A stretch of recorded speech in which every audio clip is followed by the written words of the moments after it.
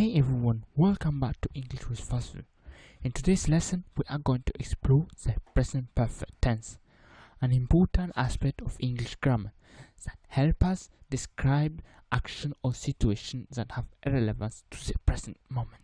This tense is particularly useful when we want to talk about experiences we've had, changes that we have occurred over time, or actions that started in the past and continue into the present. For example, phrases such as I have visited Paris or she has lived here for 5 years illustrate how present perfect connects the past with our current situation. Throughout this video, I will break down the structure of the present perfect tense, provide examples and share some tips on how to use it effectively in your conversation. So make sure to stick around as we dive deeper into the fascinating part of the English language. Let's get started.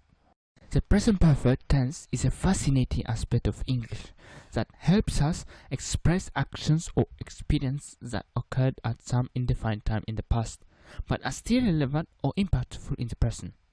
It's like a bridge connecting the past to the present.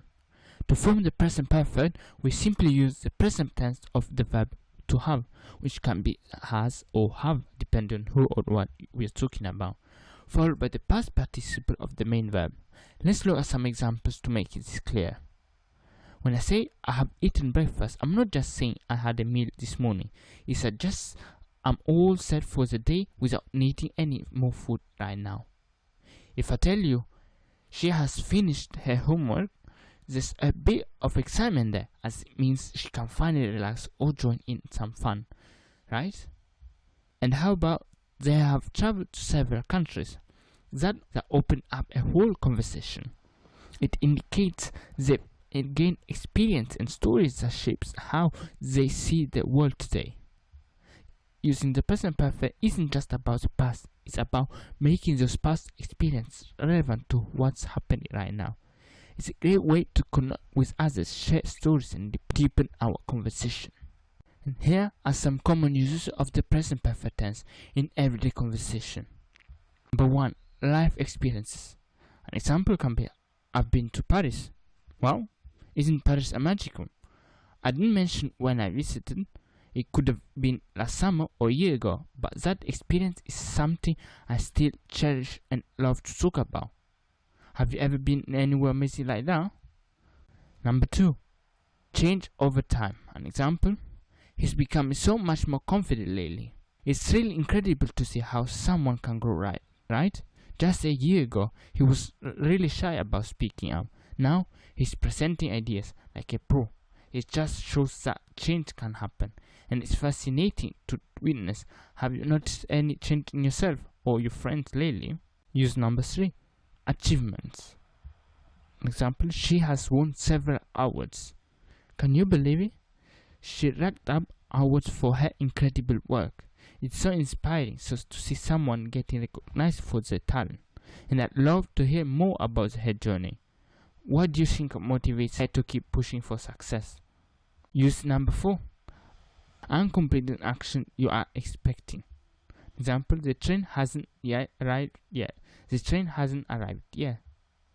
Ugh, the train is still late. I was really hoping to catch it by now. It's always a moment of anticipation when you're waiting for something. Do you ever find yourself waiting on something that feels like it'll never happen? Use number 5. Multiple action at different times. For example, we've gone to the theater twice this month. Isn't that awesome when we've made it to some fantastic shows? Each experience was totally different and a blast. I can't wait to share all the details. Have you seen any good performance recently? Using the present perfect tense like this can really bring a sense of connection to our conversations. It invites others to share their own stories and experience, making the dialogue lively and engaging. Alright, everyone. Now, it's your turn to dive into some fun practice. I'm going to throw a couple of sentences your way, and your challenge is to shift them into the present perfect. Are you ready? Let's see where you go. First sentence is he eats breakfast. Think about it. What has he done regarding his breakfast? How would that sound in the present perfect tense? Number 2. Let's take a look at this one. They play soccer. Picture them wrapping up a game. What's the best way to say that they've already played? Feel free to pause the video if you need a little extra time to come up with your answers. No rush. Okay, time's up. Let's see how you did with the answers. He has eaten breakfast.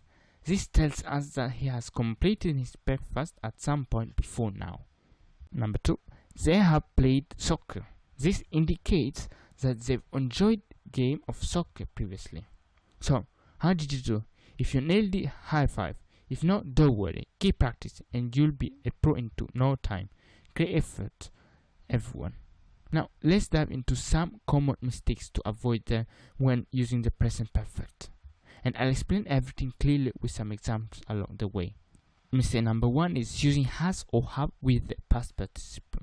A key rule is always pair has or have with the past participle of your main verb to form this tense. For example, instead of saying he eat, you should say he has eaten. Just remember that has is for third person singular subject like he, she or it, while have works with I, we, you and they. Mistake number 2 is choosing the right form based on the subject. It's really important to match auxiliary verb with your subject. It helps keep your sentence grammatically correct. For example, I have completed my homework, or she has finished the report, or they have arrived at the station. Notice how have is used with I and they, while has fits with she. Mistake number 3 is understanding when to use the present perfect tense. The present perfect is perfect for discussing actions that happened at one specified time in the past, or for showing a link between past events and the present day. For example, I have traveled to France. We don't specify when the travel took place, or he has lost his keys. This shows that he still can find them, making it relevant to the present. And by keeping this point in mind and practicing B, you'll get the hang of the present perfect tense in no time. Remember, it's all about connecting the past to the present while ensuring your sentence are structured correctly. Thank you so much for taking the time to watch. If you found this video helpful and packed with useful information, please take a moment to give it a thumbs up. I'd love to hear your thoughts, so feel free to leave a comment with any question or suggestion for future topics. Don't forget to subscribe to the channel for more insightful grammar tips and lessons that can help you improve your writing communication skill. I can't wait to see you in the next video. Until then, happy learning.